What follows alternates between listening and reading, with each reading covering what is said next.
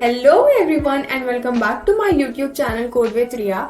So in today's video we will be doing functions in C part 2. Part 1 is already there on the channel. You can go in the description box and the link will be there. So without wasting time let's get start with it.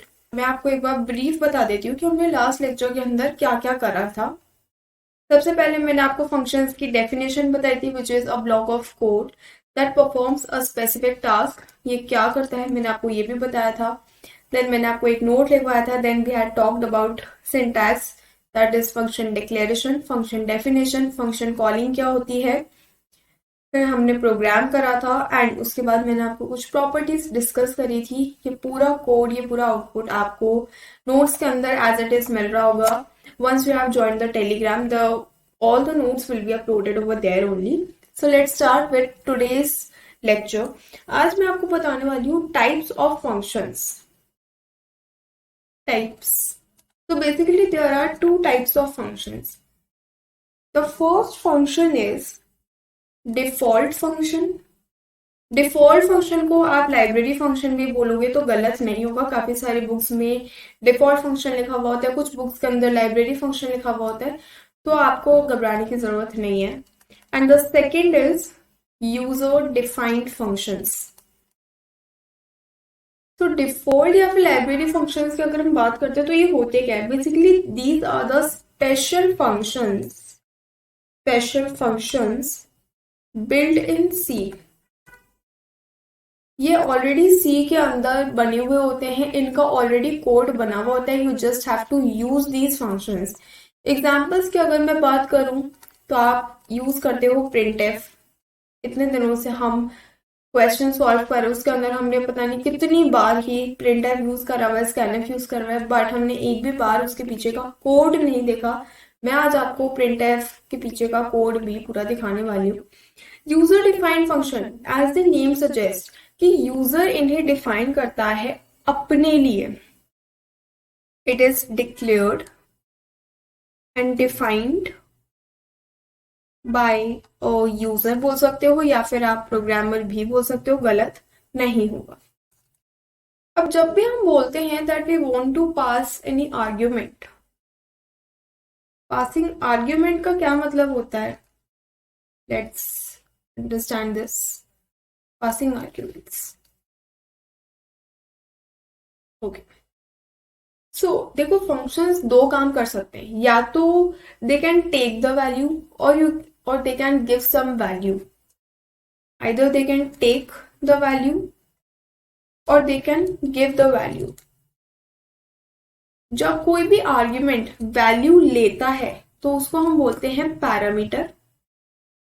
And जब भी कोई argument value देता है that means कि हमको एक result provide हो रहा है, जिसको हम बोल रहे हैं रिटर्न वैल्यू। हमको वैल्यू मिल रही है। अब पासिंग आर्ग्यूमेंट्स काफी तरीके के हो सकते हैं। बहुत ही बेसिक टाइप्स में आपको बताती हूँ पासिंग आर्ग्यूमेंट्स की अगर मैं बात करूँ तो।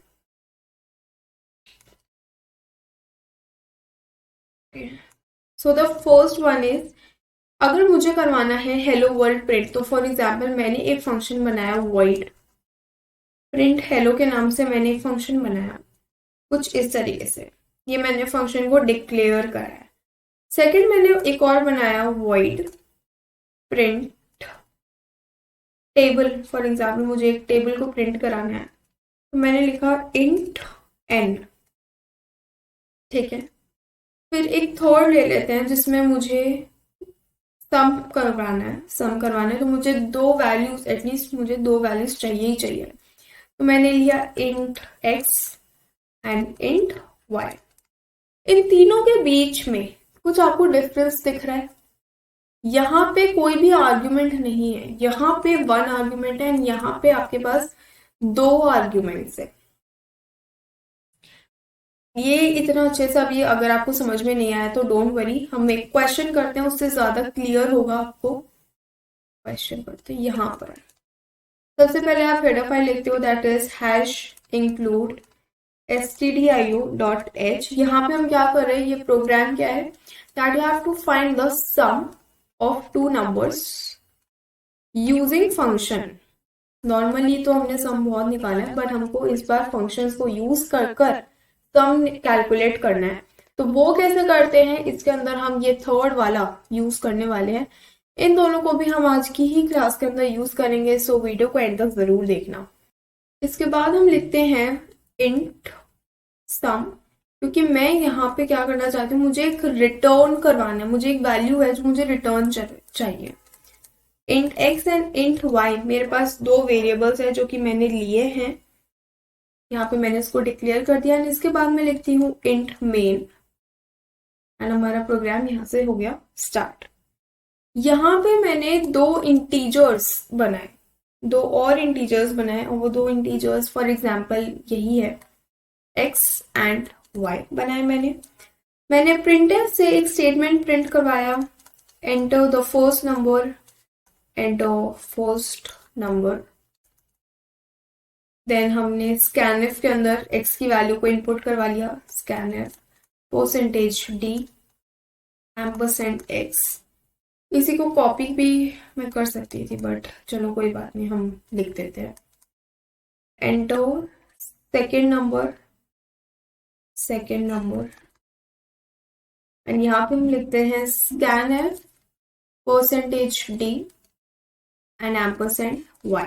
कुछ इस तरीके से हमने अभी तक लिखा है, यहाँ तक तो आपको कोई भी डाउट नहीं होगा। देन हम एक लाइन लिखते हैं इंट s। सम के लिए मैंने एक और वेरिएबल बनाया इंट s नाम से, यहाँ पे मैंने लिखा दैट सम x, y। अब ये लाइन क्या है, ये बहुत ज्यादा इंपॉर्टेंट है, इसको भी समझेंगे हम। इसके बाद मैंने एक नॉर्मल सा स्टेटमेंट अगेन प्रिंट करवा दिया that some is percentage d, and यहाँ पे s की वैल्यू आ गई। एंड यहाँ पे इसके बाद हम लिखते हैं रिटर्न 0। एंड ये हमारा इंट मेन वाला पोर्शन खत्म हो चुका है, बट हमें अभी अपने सम की डेफिनेशन प्रोवाइड करनी है जो हमने फंक्शन बनाया है। तो हम लिखते हैं int sum int a int b। यहाँ पे हम लिखते हैं return a plus b, and यहाँ पे हमारा पूरा का पूरा प्रोग्राम अभी खत्म हो जाता है। अब इसको हम समझते हैं थ्रू अ ड्राई रन। यहाँ पे हम लिखते हैं ड्राई रन, एंड यहाँ पे हम लिखते हैं आउटपुट। ठीक है, तो सबसे पहले आपके पास ये स्टेटमेंट्स एग्जीक्यूट होंगे that enter the first number and enter the second number. For example, the first number I have entered 4 and the second number I have entered 6.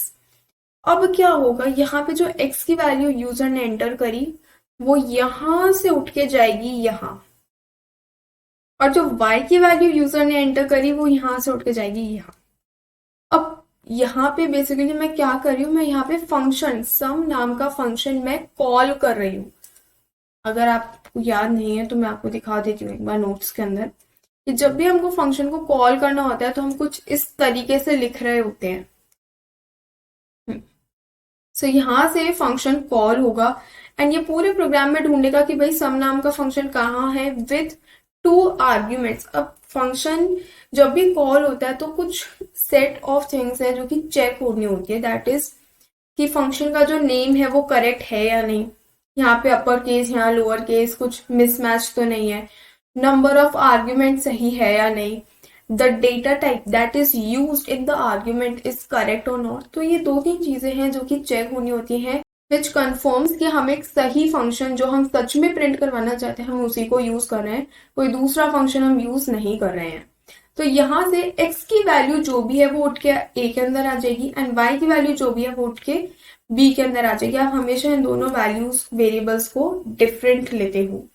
तो यहाँ पर मैंने एक बहुत ही सिंपल सा रिटर्न करवाया है, रिटर्न a प्लस b। क्योंकि मुझे यहाँ रिटर्न कराना था इसलिए मैंने यहाँ पर इंट लिखा। अगर आप यहाँ पे एक नॉर्मल सा स्टेटमेंट प्रिंट कराते हो इट्स ओके, आप रिटर्न नहीं करवाना चाहते आप वॉइड भी ले सकते हो।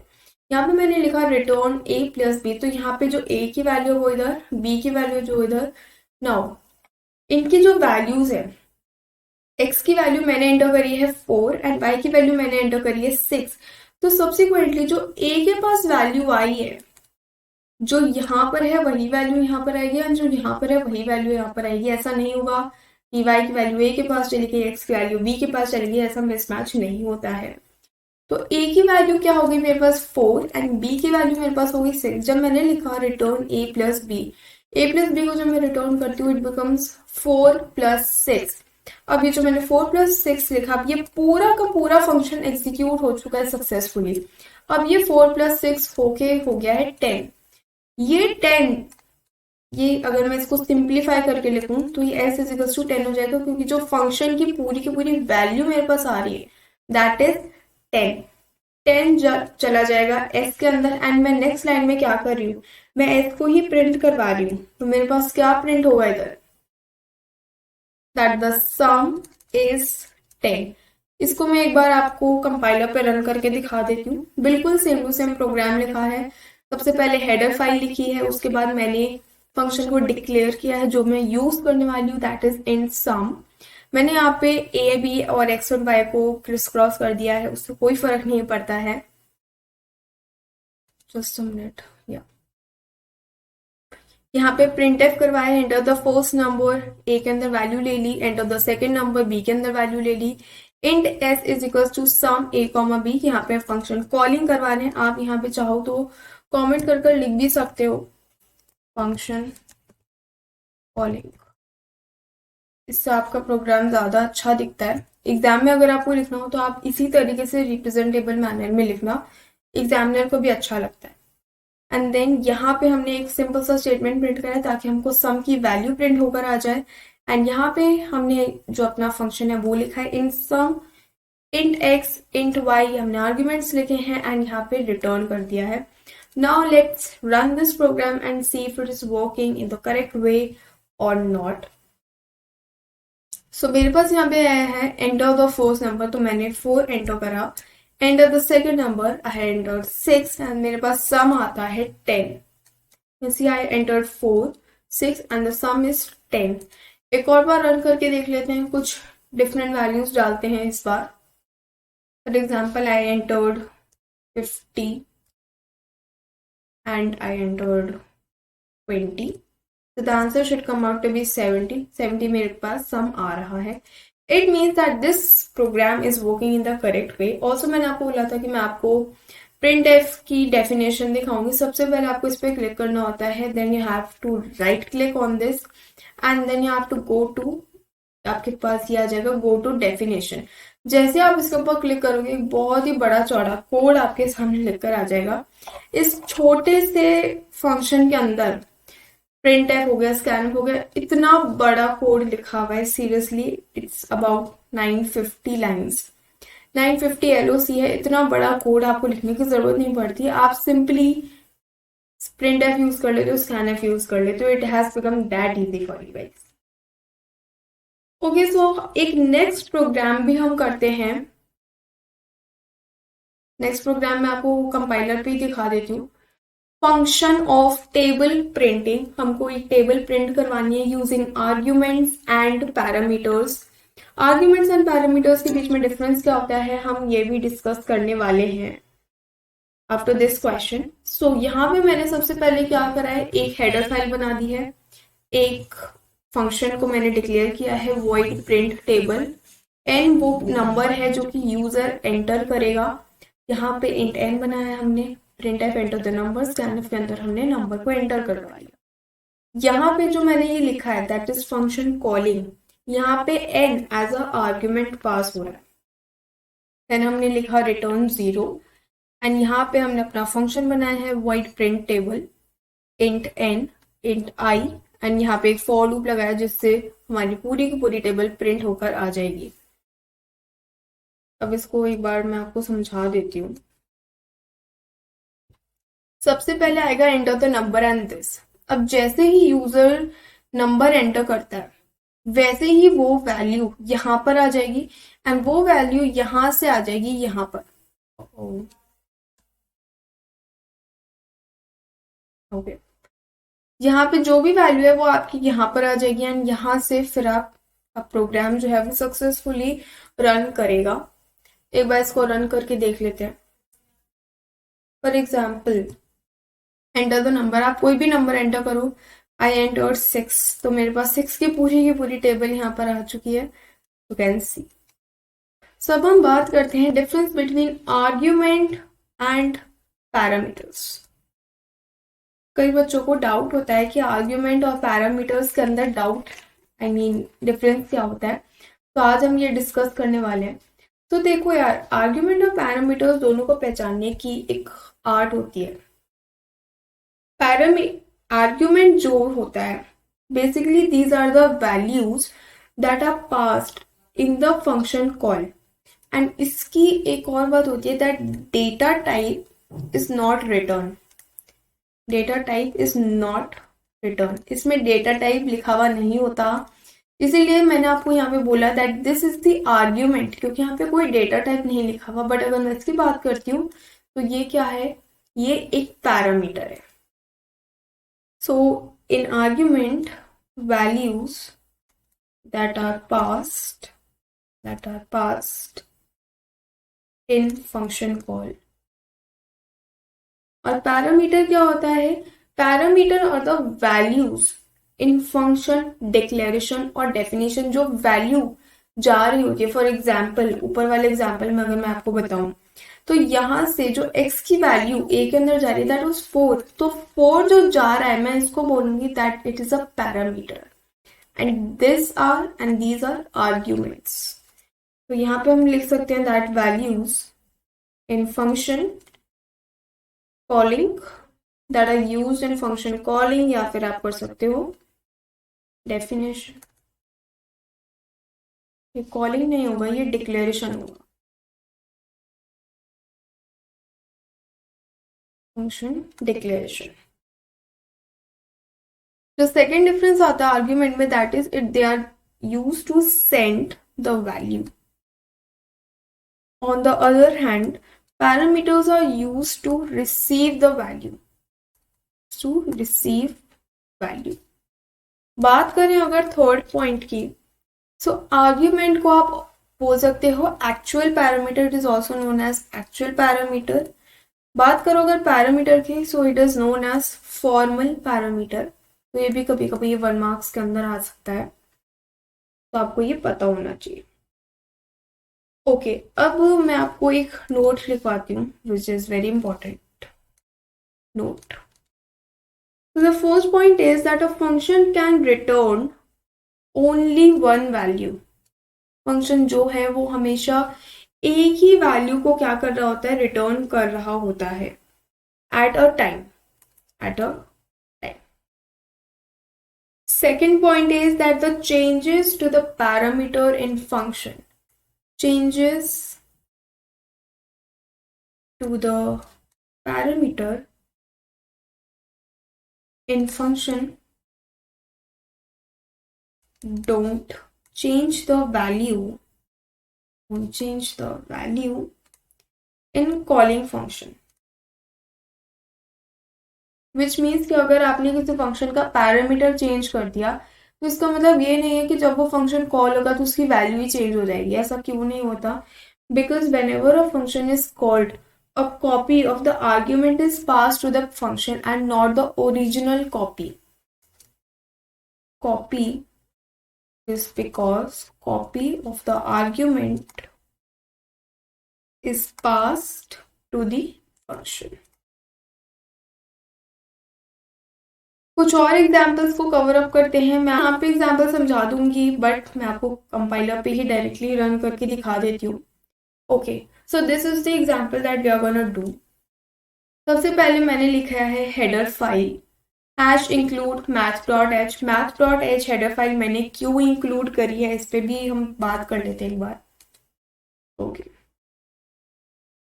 सो बेसिकली मुझे यहाँ पे करना क्या है, मुझे यहाँ पे एक नंबर है, उसका मुझे क्या निकालना है, स्क्वायर निकालना है। फॉर एग्जाम्पल कोई भी नंबर है, मुझे उसका स्क्वायर निकालना है। कुछ इस तरीके का प्रोग्राम मुझे लिखना है। जब भी हमें किसी भी नंबर का स्क्वायर निकालना होता है तो मैंने आपको पढ़ाया था कि हम पाव फंक्शन को यूज करते हैं। पाव फंक्शन की जो डेफिनेशन और डिक्लेरेशन है वो दे रखी होती है math.h नाम की हेडर फाइल के अंदर, इसीलिए hash include math.h header file हमने अपने प्रोग्राम के अंदर यूज कर रखी है। ऑल्सो मैंने आपको ये बताया था कि जो पर फंक्शन होता है वो क्या करता है, डबल वैल्यू को देता है। डबल वैल्यू का आप लिख सकते हो परसेंटेज एफ के अंदर, इसीलिए मैंने यहाँ पे परसेंटेज एफ के अंदर वैल्यूज को लिया है, which is the double value. यहाँ पे मैंने एक इंटीजर नाम का एक वेरिएबल मैंने बनाया है एंड उसकी मैंने वैल्यू फिक्स कर दिया। आप चाहो तो फिक्स नहीं भी करो तो चलता है, फिक्स कर दो तो वैसे तो ये ठीक नहीं माना जाता है कि आप पहले से ही वैल्यू को फिक्स कर दो, बट क्योंकि मैं आपको समझा रही हूँ तो मैंने वैल्यू को फिक्स कर रखा है। यहाँ पे वैल्यू को मैंने ले रखा है यहाँ पे 3 एंड प्रिंट एफ में मैंने करवा रखा है परसेंटेज एफ पर एन कॉमा 2। इसका मतलब क्या है, जब भी आप लिखते हो दैट पर एन कॉमा 2, एन वो नंबर है जो कि यूजर एंटर कर रहा है। For example in this case it is 3 and this is the power. अगर मुझे 3 की पावर 2 चाहिए तो मैं यहाँ पे 2 यूज करूंगी, अगर मुझे 3 की पावर 3 चाहिए तो मैं यहाँ पे 2 की जगह पे 3 यूज करूंगी। मैं आपको दोनों से करके दिखा देती हूँ। तो मैंने कुछ इस तरीके से लिखा एंड लास्ट में हमने लिखा रिटर्न 0। इसको रन करते हैं, पहले तो हमको 9 मिलेगा एंड सेकेंड टाइम भी हम इसको रन करेंगे, मुझे मिला है 9 with 6 decimal points also decimal places. And अब मैं इसको चेंज कर देती हूँ 2 3। तो 3 का क्यूब क्या होता है, 27 होता है। तो अब हमारे पास 27 प्रिंट होके आना चाहिए, विच इज यस, हमको क्यूब मिल गया है। तो आप इस अकॉर्डिंग भी अपने प्रोग्राम को मोल्ड कर सकते हो। बात करते हैं अब एक और क्वेश्चन की। मैं आपको यहाँ पे क्वेश्चन करवाती हूँ that you have to calculate the area, calculate the area of a rectangle, of a rectangle. यहाँ पे आप लिखते हो अपनी हेडर फाइल, यहाँ पे मुझे एक फंक्शन बनाना है रेक्टेंगल एरिया के नाम से। फॉर एग्जाम्पल मैं ले रही हूँ float rectangle area and rectangle area का अगर मुझे निकालना है तो वो होता है एल इंटू बी। मुझे यहाँ पे दो वैल्यूज चाहिए। अब यहाँ पे मैंने फ्लोट ले लिया है तो मैं फ्लोट वैल्यूज ले रही हूँ, आप चाहो तो आप इंटीजर वैल्यूज भी ले सकते हो। तो हम यहाँ पे लेते हैं float a comma float B. कुछ इस तरीके से यहाँ पे हम इसको क्या कर रहे हैं, डिक्लेयर कर रहे हैं। And in the next line I will write int main and यहाँ पे हम एक फ्लोट, यहाँ पे मैं वापस से फिक्स कर रही हूँ वैल्यूज, बट आपको यूजर से ही लेनी है। For example I have done 5.0 and यहाँ पे फ्लोट बी मैंने ली 6.0। प्रिंट एफ करवा देंगे, print f area is percentage f comma, यहाँ पे मैं क्या करूँगी, यहाँ पे मैं फंक्शन कॉल करवाऊंगी दैट इज रेक्टेंगल एरिया। बिल्कुल सेम होना चाहिए। यहाँ पे मैंने ए अपर केस में लिया तो मैंने ऊपर भी अपर केस में ही लिख रखा है विथ ए कॉमा बी। यहाँ पे हमारा किया जाएगा। यहाँ पे हम लिखते हैं रिटर्न 0 एंड इसके बाद हम अपना फंक्शन डिफाइन करने वाले हैं float rectangle area float a comma float b and यहाँ पे हम लिखते हैं return a multiplied by b and ये हमारा प्रोग्राम एंड हो जाता है। अब ये काम कैसे कर रहा है इस पर बात करते हैं। ओके, सबसे पहले हमने हेडर फाइल लिखी, फंक्शन को डिक्लेयर किया। यहाँ पे मैं फ्लोट ले रही हूँ, आप चाहो तो इंट भी ले सकते हो। अभी आपके ऊपर है कि आप फंक्शन को किस तरह कॉल करवाना चाहते हो।